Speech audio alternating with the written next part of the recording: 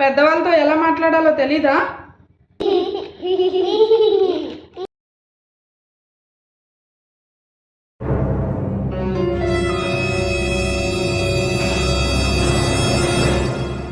ఏంటా సౌండ్? ఏమైంది? అయ్యో మమ్మీ చూసుకోలేదు.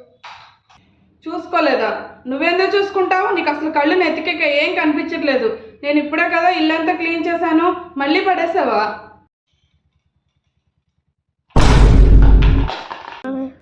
అరే ఎక్కడికి వెళ్ళిపోతున్నావు? నీకు బాగా ఎక్కువ అవుతుంది చిన్ను.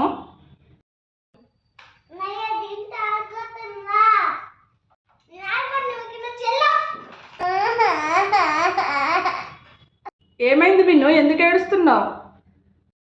అన్న నన్ను తోసేసారు. చిన్ను ఏంటి తమ్ముడిని తోసేసావంట?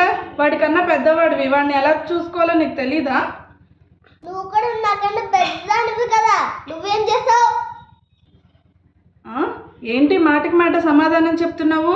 పెద్దవాళ్ళతో ఎలా మాట్లాడాలో తెలీదా? వాడి మీద అయితే అరిచొచ్చాను, కానీ చిన్ను చెప్పింది కూడా కరెక్టే. నేను చేసింది ఏంటి? పెద్దవాళ్ళం మనం ఎలా బిహేవ్ చేస్తే పిల్లల బిహేవియర్ కూడా అలానే ఉంటుంది. ఇక నుంచైనా పిల్లలతో స్మూత్గా ఉండాలి.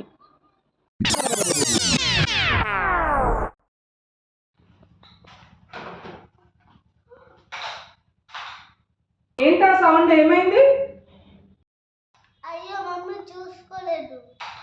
ఓకే, మన ఇద్దరం కలిసి క్లీన్ చేద్దాం, ఏం పర్లేదు. కానీ నెక్స్ట్ టైం నుంచి జాగ్రత్తగా ఉండాలి చిన్ను. ఇద్దరం ఆడదామా? రా ఆడుకుందాం.